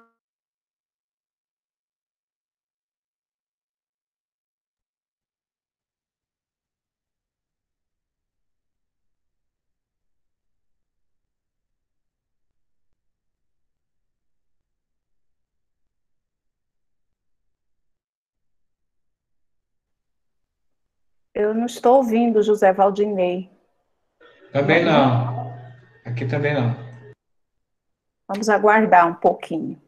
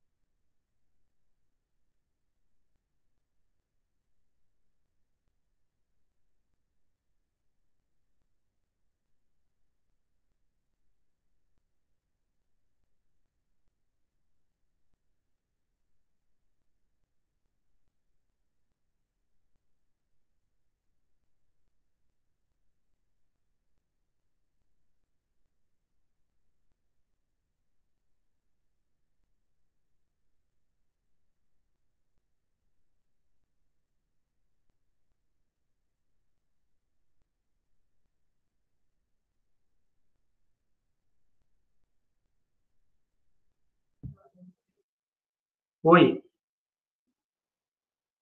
Oi, Valdinei. Voltou, né? Tudo bem, então. Vamos lá, então. Conexão. Assim, tudo bem. Vamos lá, continuar. Lembra onde eu estava, Vilma? Tu lembra até onde tu viu? Porque eu não sei onde eu parei. Eu não estou ouvindo. Não vai continuar. Oi. Microfone, Vilma. Sim, agora sim. Você estava naquele momento falando das linguagens poéticas. Ah, tá ok. Tudo bem. Então, assim, eu achei bastante interessante nesse primeiro capítulo essa entrada que tu vai dar para trazer a partir desse ritual religioso, que tu vai destacando lá na página 54, começa lá dessa questão da dança, do canto, da cantoria, do batuque, do corpo, sabe? Eu achei o cortejo, os elementos que compõem, eu acho que aí tu adentrou nessa discussão que tu propõe na introdução dessa descrição etnográfica do trabalho, ficou muito bem articulado esse ritual, como tu foste nos apresentando. Entrou nas casas das pessoas, como esse etnógrafo que entra e que de lá traz também essas notícias, essas descrições. Eu acho que esse elemento ficou bem, sabe? E tu fala também aí na página 60 desse corpo diaspórico, tá? Eu achei essa história de vida que se mistura com os festejos, sabe? Esse corpo diaspórico, eu achei um conceito assim bastante interessante até para desdobrar ele futuramente em estudos dentro desse campo aí, tá? Trazendo as simbologias negras, dessa manifestação das identidades. Aí tu vai apresentando essa proposta que era tua desse ritual como uma afirmação da cultura negra, sabe? Tirando, eu achei que tu tirando ele desse lugar, como tu mesmo fala no trabalho, a escuta que tu tiveste de um colega teu na graduação, que era um ritual folclórico, que era uma coisa, e parece que essa descrição e esse teu olhar mais etnográfico, ele nos remete a olhar esse ritual para além da folclorização dele. Ele nos remete a olhar ele com essa densidade cultural e religiosa, como essa afirmação dessas simbologias negras, como tu foste apresentando. Muito bem. Isso que eu me envolvi nesse elemento desse primeiro capítulo como etnográfico tal. Daí o meu primeiro comentário, né, de que no segundo ele foi já um percurso mais histórico, como se nesse segundo tu fizesse um percurso histórico que é importante também para estar no teu trabalho, porque ele vem mostrando essa história do Brasil, das culturas negras, dessa vida negra que se coloca no Brasil, e tu vai falando dessa Constituição aí no segundo capítulo. E tu vai discutindo com vários autores aí, tentando construir um contradiscurso, como tu mesmo coloca, na possibilidade de construir um contradiscurso, tá?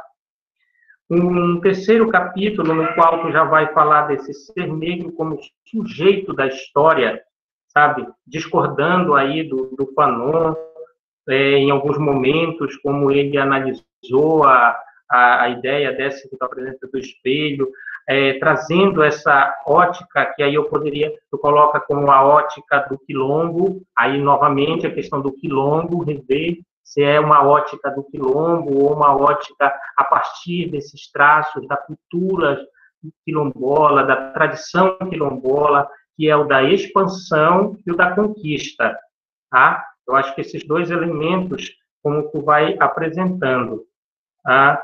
Na página 115, eu sugeriria para te rever um termo que tu usa, que é a verdadeira África e o verdadeiro negro.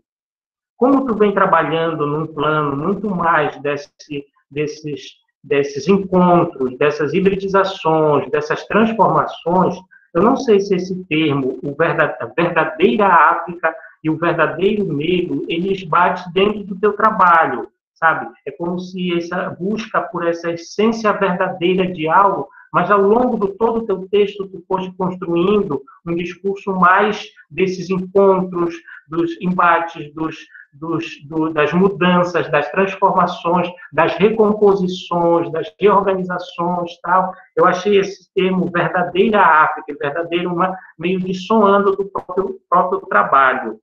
Tá? Isso é uma coisa para ele estar lá na página 115. Tá? E vai trazendo para os aspectos educacionais. Em 3 aspectos que eu acho que poderiam ser destacados, que tu traz nesse aspecto, que nessa relação do Marie na interface com a educação. Tu vai apresentar esses 3 aspectos assim que podem ser desdobrados, trabalhados: a memória, a identidade e a contra-ideologia, tu coloca aí. Então, esses 3 elementos, a memória, a identidade, identifica contra-ideologia ou um contra-discurso, porque tu vai trabalhar com esses 2 elementos.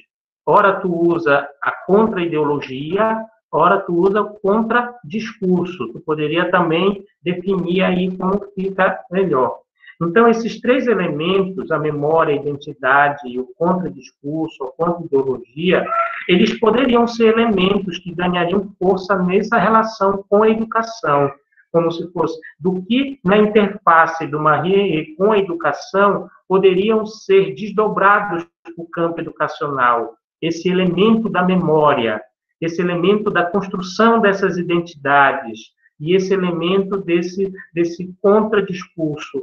E talvez aí, juntamente com esses elementos, este elemento que está no tema do teu trabalho, essas poéticas, essas linguagens poéticas, que pouco adentram, às vezes, o campo educacional.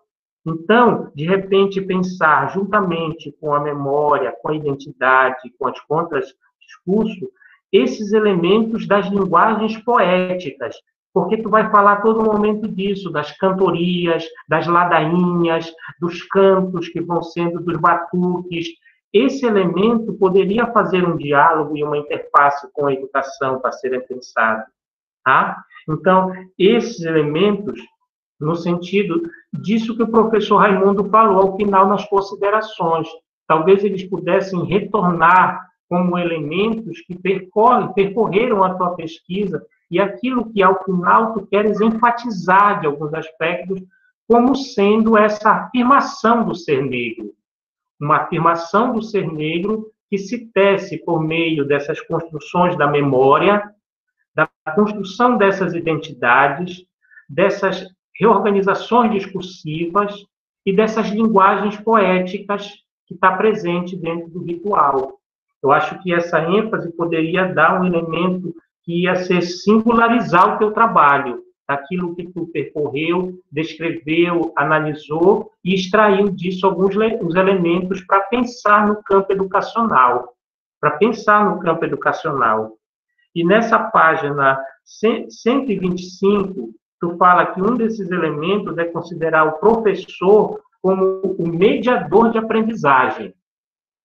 Aí, talvez também pensar, juntamente com esse mediador, mas um mediador cultural também. O elemento cultural, eu acho que ele poderia aparecer aí. Não só um mediador da aprendizagem em termos psicológicos, da sala de aula, de mediar essa aprendizagem, mas um mediador da própria cultura, daquilo que ele está inserido. Esse que também é capaz de ressignificar essa cultura, traduzir essa cultura, reorganizar essa cultura, apresentar aos seus alunos esses novos contornos dessa cultura. Então, eu acho que esse lugar aí de mediador, mas não escapar desse elemento cultural. O professor como esse também é capaz de fazer essas mediações culturais no espaço escolar, de fazer adentrar essas vozes também, essas poéticas, essas memórias, esses saberes dessas culturas que às vezes não são visitadas pela escola. Tá? Então, um elemento que aparece bem na página 125, professor mediador de aprendizagem. Talvez ali tu pudesse desdobrar um pouco esse lugar também do professor enquanto esse mediador cultural, esse mediador que vai afirmar essas culturas negras no contexto do espaço da sala de aula. Eu acho que esse elemento e essa figura do professor como esse mediador cultural casaria bem com o teu trabalho, não só como mediador de aprendizagens, mas aquele que é capaz também de mergulhar na cultura e extrair dela esses elementos capazes de mediar uma relação pedagógica. Tá? Esse ponto, assim. E na conclusão final, assim, eu achei na conclusão final também que tu abriu para alguns autores que ao longo do teu trabalho de dissertação tu não vinha trabalhando, citando, desenvolvendo o pensamento dele. Eu encontrei no final da tua conclusão o Bakhtin, Mesários, o Boaventura de Souza Santo, são autores extremamente importantes, mas que ao longo da tua pesquisa tu não dialogou. Então, de repente, trazer os autores nesse trajeto final aí, mas como também concordo com o professor, não dando tantas vozes aos autores agora, mas a partir deles, o que eles extraiu de elementos para pensar, a partir desse ritual, esse trânsito com a educação, como esses elementos, por exemplo, da memória, das identidades, de um contradiscurso, das poéticas. Parece que são esses elementos que vão sendo encontrados ao longo desse ritual. Ela fala desses elementos e, de repente, esses elementos possam estar nas tuas considerações como elementos até a serem destacados quando se pensa nessa discussão de um ritual afro-religioso articulado na interface com a educação. O que ele nos tem a ensinar? de aspectos da memória, das identidades, desses contradiscursos, dessas poéticas. Tá? Eu acho que esses elementos podem ser destacados nas tuas considerações. Eu achei que ela abriu muito para, novamente, fazer uma discussão de vários outros autores, que são importantes, como eu estou destacando, mas que, nesse momento, poderia fazer um funil maior para aquilo que se quer enfatizar nessa relação entre esse ritual que foi religioso, afro-brasileiro estudado, e o que dele podemos extrair para discutir no campo educacional. Que elementos podem ser trazidos para se discutir numa prática pedagógica, nesse lugar de um professor que transita entre um mergulho na cultura e traz agora elementos para discutir essa cultura, essa memória, essas identidades com os seus alunos. Eu acho que isso aí marcaria a singularidade do teu trabalho nas considerações que, como eu estou dizendo, ao longo do teu percurso da escrita, tem muitos elementos que aparecem desse campo. Então, talvez um pouco menos dessa discussão mais teórica na conclusão e mais desses aspectos dos desdobramentos e ênfase da tua pesquisa, daria esse que o professor falou, como se fosse lá no Joab e quisesse ver, olha, o que eu queria ver. É como se destacar esses aspectos que tem, está presente, como alguém que fosse dizer, olha, como tem de memória esse ritual, como ele tem de produção dessas identidades negras coletivas, como ele tem de uma poética de um corpo que dança, que canta, sabe, que compartilha, sabe. Esses elementos, eu acho, eles estão presentes no teu trabalho, tá? Eles estão presentes, é como se extrair daí esses elementos que podem dar uma grande contribuição no campo dessa relação entre esses estudos dos rituais afro-religiosos na interface agora com o campo educacional. Tá? Esses seriam, assim, as minhas considerações. Algumas são curiosidades de perguntar para o Benedito, e em algum momento ele vai colocar na página 35, aí já é uma questão assim, de diálogo com ele, que ele coloca assim, que olhava meu olhar como um olhar afro-cristão, na página 35. Eu perguntaria para ele assim, como é esse olhar afro-cristão desse ritual? Que olhar é esse? Que elementos ele extrai, ele dialoga com esse ritual a partir desse olhar afro-cristão? Tá? Isso me deu uma curiosidade assim, de dialogar com o Benedito. Uma outra coisa que eu achei assim, no teu trabalho é na página 62, que tu vai falar assim, o negro pós-modernizou o ouvir a missa. É como o negro, ele pós-modernizou o ouvir a missa. Como foi que tu viste isso lá dentro desse ritual? Qual é o sentido desse pós-modernizou uma missa? O que significa pós-modernizar uma missa? Dado que a missa, se a gente for pensar, é um elemento que percorre a tradição milenar, que é justamente aquilo que é algo mais fixo, aquilo que não se modifica, aquilo que tem todo um procedimento de início, meio e fim. Se a gente fosse pensar, é um ritual bastante estruturado, uma missa. Ela pouco se modifica. E aí tu coloca na página 62 que o negro, a intervenção negra a partir desse ritual, tá? Ele pós-modernizou o ouvir de uma missa. Eu perguntaria, então, quais foram esses elementos que adentraram a essa igreja, a essa missa, e que fizeram ela também se modificar, se recompor? Eu acho que esse elemento, eu gostaria também, assim, de te ouvir desse ponto. E um último, também, assim, de ouvir o Benedito no diálogo, é que na página 54, tu vai falando da dança, do canto, das cantorias, dos batuques, aí tu fala do corpo negro. E ao falar do corpo negro, tu fala assim, ele cria espaços de ruptura.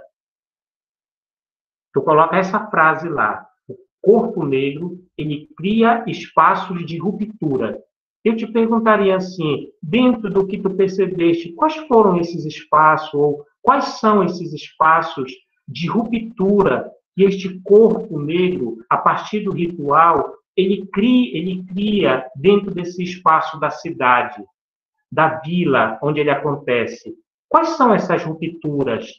Como ela se produz, sabe? Como essa presença viva do corpo negro produz essas rupturas, tá?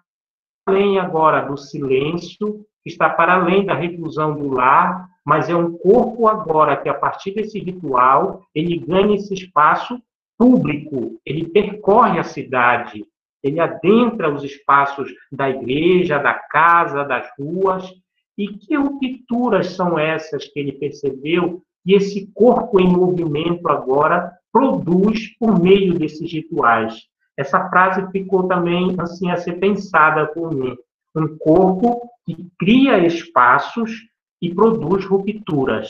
Tá? Eu queria, se possível, também dialogar nesse aspecto. No mais, eu parabenizo a Vilma e o Benedito pela produção, tá? O mergulho que ele fez também dentro do vilarejo, participou dentro do ritual que ele se propôs a estudar. Então, parabéns aí pela dissertação e obrigado aí pelo convite de participar e ler o seu trabalho. Era isso. Obrigado, professor. Obrigada, professor Valdinei. Então, eu vou passar a palavra para o Benedito, para ele fazer as considerações e conversar, dialogar um pouco com a banca a respeito do que a banca falou. Por favor, Benedito. Obrigado. Deixa eu só encontrar aqui as páginas que o professor citou aí, para a gente dialogar. Página, vamos começar pela última, 54, né?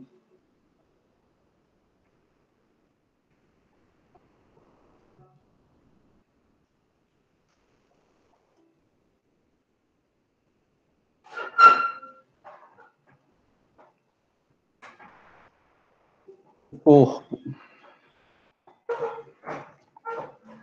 Está lá escrito no parágrafo: o corpo que caminha, que toca, canta e dança como experiência da negritude é singular. E a linguagem poética ajuda a garantir essa singularidade. A identificação que se dá na reunião de pessoas que são quase todas negras em Carapajó remete à identificação ao traço unário, um traço que se repete, mas que na repetição porta a diferença. Esse corpo que traz em si traços que estão na relação com a linguagem social, religiosa e cultural é também sede de gozo nas bordas dos orifícios de encontro com o outro. Narrativas poéticas que esse corpo enreda no Marierê criam um outro discurso capaz de acolher as referências à africanidade que buscam retraçar as bordas do corpo negro e que operam como estratégia de resistência e afirmação frente à violenta relação de poder colocada pelo racismo. O corpo negro em movimento cria espaço de ruptura. Então, o que são esses espaços de ruptura?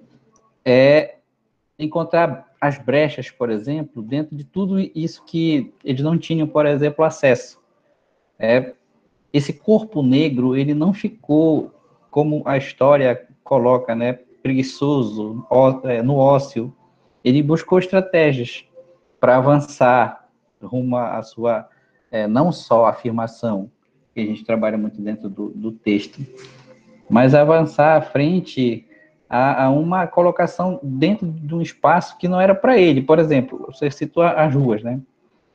O negro não podia fazer, aliás, não podia transitar entre os brancos, não podia exercitar a sua religiosidade, ele foi criando brechas, ele foi achando, por exemplo, uma das brechas, eu cito dentro do texto que a primeira movimentação que eles fizeram no Marierê foi pedir uma permissão, entre aspas, esse pedido, para fazer uma ceia, buscando brechas para se exercitar em termos cultural ali e também na construção da sua culinária. Depois conseguiram achar brecha para fazer um banquete se tornar ritual. Depois foram ganhando, na verdade, como é que se diz dentro da sociedade, foram ganhando confiança e foram abrindo esses espaços aí. Na página 62, o negro pós-modernizou ouvir missa. Imagina, por exemplo, que eu sempre ouvi a minha mãe dizer que a missa antigamente era rezada em latim e o padre ficava de costa. Aí a gente chega numa missa hoje, tanto em Carapajó quanto em Juaba, na festa do Rosário, e os negros entram fazendo batucada primeiro, cantando e batucando. Segundo, ali o centro das atenções não é o padre, é o rei e a rainha. O padre pouco fala, pouco celebra. Todos os cantos são voltados ali para fazerem louvação a rei e rainha. E o negro não para dentro da igreja, é todo o tempo cantando e dançando e tocando. E aí a missa foi modernizada, pós-modernizada, nesse sentido. Agora, o meu olhar afro-cristão, né? O meu olhar afro-cristão, primeiro porque eu sou descendente de negro e sou católico. E aí fica uma situação, afinal, esse ritual aí, eu tenho que entender como católico, como afrodescendente, as duas coisas. Esse olhar afro-cristão é de uma pessoa que está ali dividida. Eu não, naquele momento dentro da igreja, que eu olhava todo o ritual acontecendo em termos da missa, e também quando eu acompanhei o Maria Rê nas ruas, era aquela coisa, vem cá, isso aqui, o que é que eu estou vivenciando? É um ritual católico? É um ritual afro-brasileiro? E aí o povo também ficava nessa mesma dúvida, tanto que a própria guardiã, ela diz, nós fizemos esse ritual e ele é cristão, mas com característica negra. Sim, ok, esclarece muito. Aí ficou essa questão, eu ainda estou um dia conversando com a professora Vilma, dizia, eu sou um cristão, mas que fico pensando até que ponto, né, eu continuo achando que a minha religiosidade, ela foi, até que ponto ela foi abalada quando eu entrei em contato com Maria Rê. Quando eu já conhecia o Bombaí do Rosário, mas tem muitas outras coisas que afetaram esse meu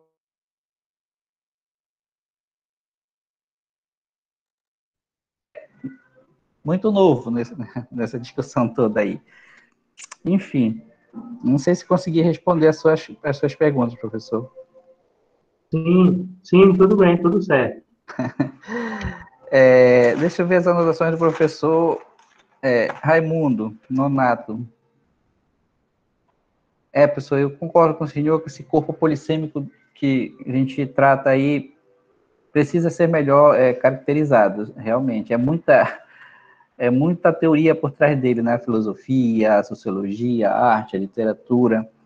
Mas tinha horas que, quando eu estava escrevendo, tinha horas que eu ficava até meio receoso em dar tantos detalhes sobre esse corpo, porque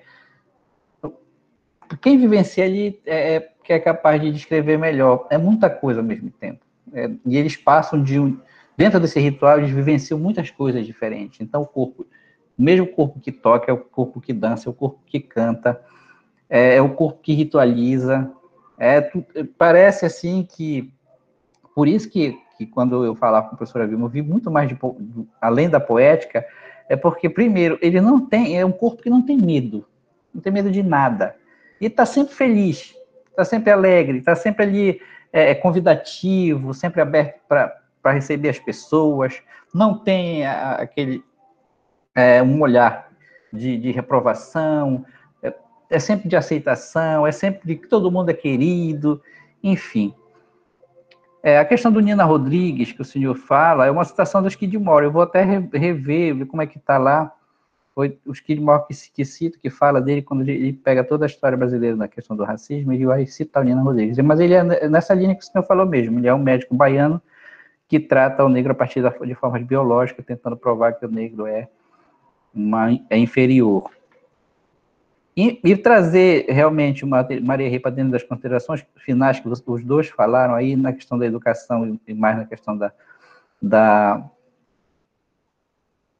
do enredo em si, de tudo o que acontece dentro do Maria Rê, não foi, talvez tenha sido um lapso, né, nosso, mas vou tentar rever isso aí com a professora, depois de ver todas as considerações, ver que a gente pode estar melhorando nessas considerações finais, principalmente no que tange a questão da educação, que é o ponto mais, que a gente mais focou do terceiro capítulo para as considerações finais.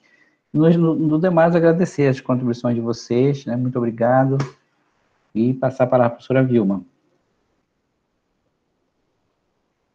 Obrigada, Benedito. Bom, eu também, eu já agradeci, mas eu vou agradecer de novo, né, a leitura cuidadosa dos colegas, as contribuições importantes que o professor Valdinei, o professor Raimundo Nonato deram, né, ao trabalho do Benedito, e dizer assim que quando a gente começa a fazer orientação de um trabalho, a impressão que eu tenho é que a gente não sabe onde que vai dar, né? É como se fosse um carrinho, daquele que perde o freio e vai embora, né? E aí você tenta controlar de algumas formas, mas você não controla totalmente, porque você está lidando com um sujeito que está em processo de conflito e de transformação também, que é o discente, né? Que está ali fazendo a pesquisa.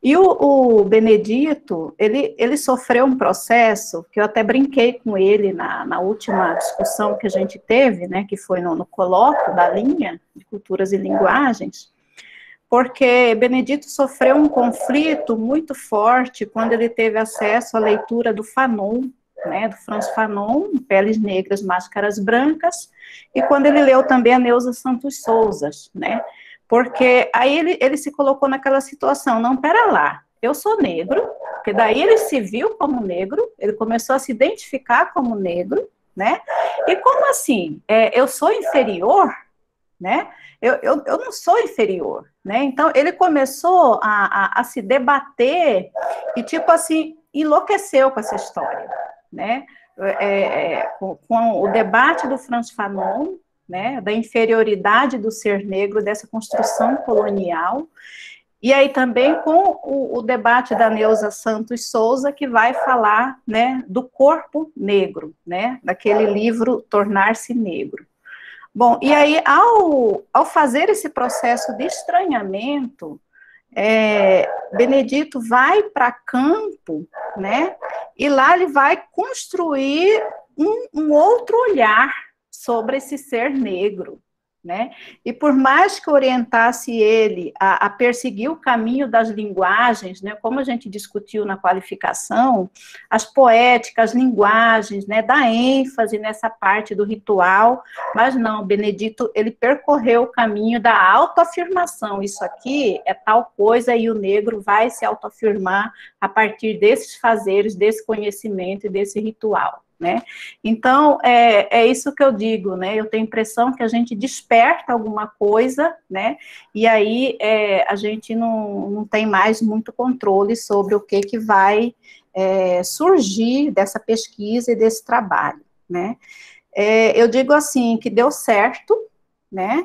Porque por algumas questões, né? Uma delas, que eu coloquei aqui, a competência acadêmica e a responsabilidade social do próprio Benedito, né, que é, assim, muito sério no trabalho dele, muito estudioso, leu todos os autores que eu indicava, e isso indica uma responsabilidade acadêmica e social, né, porque produziu, publicou, fez os artigos que eu pedia, mandava para publicação, fez a pesquisa de campo, né, no prazo certinho, e aí, uma questão também que Valdinei tocou, eu achei muito interessante, Valdinei, é justamente essa questão da minha formação, a minha formação, que é a formação da Vilma, que vem de uma formação forte em relações raciais, né, com esse conflito criado em Benedito, né, de não aceitar o negro como um sujeito inferior, mas provar que ele é um sujeito humano, né, criador de cultura. Então, aí seria como se fôssemos transitar por debates teóricos diferentes, né? E aí, essa sugestão que o Valdinei deu, da gente tratar as questões históricas, né, fazer o debate racial de identidade num capítulo anterior ao da cultura, do ritual Marie-Herré, talvez a gente consiga fazer uma costura, né, uma costura entre esses dois debates, né, e aí encontrar os pontos de singularidade que tem no debate racial sobre o negro e a produção que se realiza lá em Carapajó, tá? Então, eu gostei muito dessa sugestão. E aí, o aluno, quando ele tem uma certa autonomia também, Raimundo, ele traz autores, ele vai adentrando por autores que a gente não trabalha muito, né? Por exemplo, o Benedito leu Hobsbawm, o Ponty fui eu que indiquei, né? A gente chegou nele, eu fui indicando e falei, tá, então vamos por aqui, né? Que eu já conheço um pouquinho.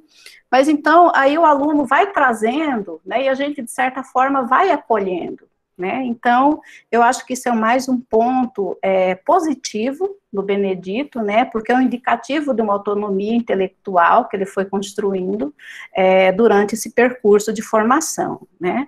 No mestrado.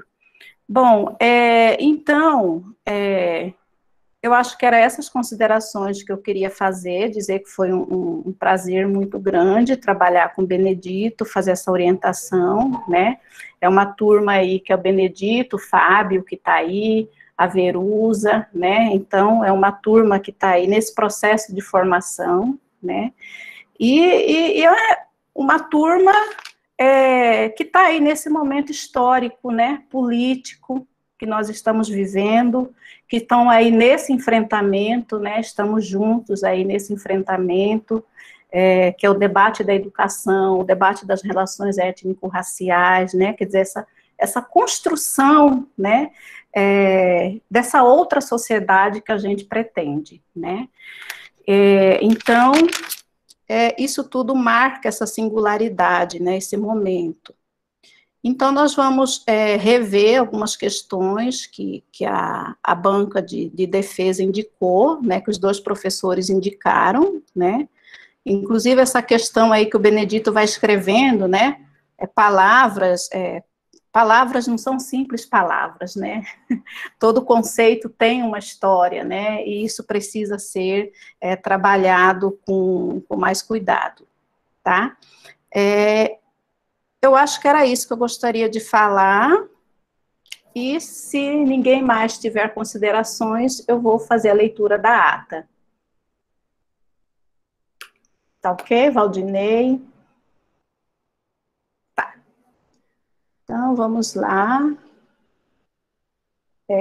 Só estou buscando aqui.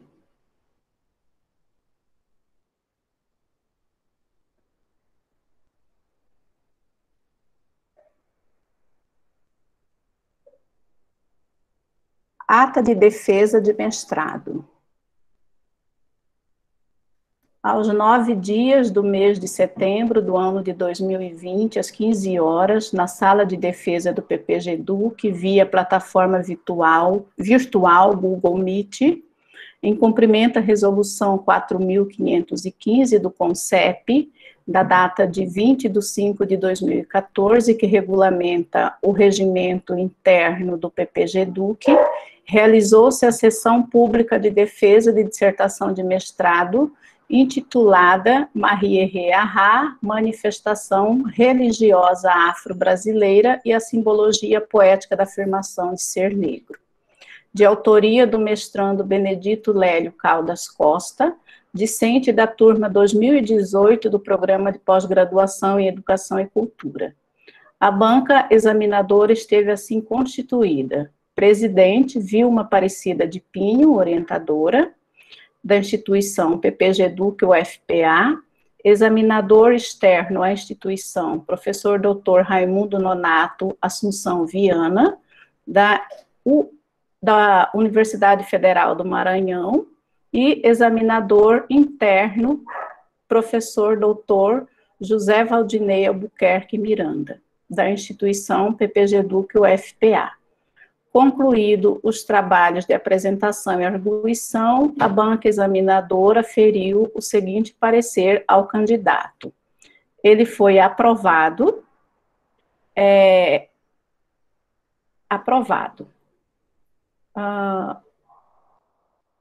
Nada mais havendo a tratar, foi lavrada a presente ata, que segue assinada pelos membros da banca examinadora e pela coordenação secretaria do PPG-DUC.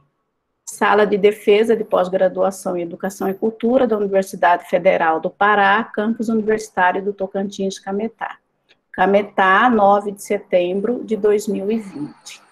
Então, parabéns, Benedito, pela sua defesa de dissertação de mestrado. Gostaria de falar alguma coisa, Benedito? Sim, eu esqueci uma coisa aqui do professor Raimundo Nonato sobre a questão do quilombo moderno. Na verdade, antes de eu agradecer... Esse é o meu longino que vai ter que explicar. Esse aí você vai explicar no texto. Mas é assim, são vários, né? É o Almeida que Missa pós-moderna. Quero agradecer, na verdade. Quilombo... Vou deixar para fazer no texto. Quero agradecer a professora Vilma. Muito obrigado pelas orientações. Acho que a gente fez um percurso bem... Foi bom, mas também foi de embates, e isso faz a gente crescer, não só academicamente, mas como pessoa, como profissional. Agradecer ao Fábio, que foi parceiro aí, que se não fosse por ele, não estaria no mestrado. Ele e minha esposa, que ficaram... Vamos lá, eu já tinha parado de estudar, não queria mais saber. Ele sabe disso. Agradecer ao professor Valdinei, professora Juscelene, professor Raimundo, nosso parceiro de discussão sobre cultura. Professor, a gente não sei quando vai voltar a essas discussões, mas eu espero que, se der tudo certo, a gente continue, né? Mesmo passando a pandemia, a gente continue estudando, que isso enobrece não só a alma, mas a nossa profissão no futuro. Professor Valdinei, eu acho que sem palavras as contribuições que você tem dado para o meu trabalho. Então, a gente tem que agradecer muito, realmente, a professora Juscelene pela coordenação, pelo mestrado, que se não fosse também por ela tá ofertando essas possibilidades, a gente não conseguiria, tenho certeza, como filho de pobre, como humilde, como o Fábio, né, Fábio? Entrar numa universidade pública. É um sonho que se realiza, né? Só isso. Obrigado. Obrigada também, Benedito. Eu já falei minhas palavras de agradecimento a você, espero que você continue como egresso do PPG Duque, né, que, como nós falamos já, né, o papel do egresso nesse processo, né, não é porque defendeu que, vou-me embora, né, nunca mais apareço, não, defendeu, continue a ligação, a conexão com o grupo de pesquisa, com o programa, né, então, o Benedito Lélio, egresso do PPG Duque, quer dizer que continua, então, né, realizando o trabalho junto conosco, tá? Então, colegas, muito obrigada, tenham uma boa tarde, tá? E continuemos, então, em contato, tá? Obrigado, eu vou encerrar a reunião. Beijo. Obrigado. Já pode mudar.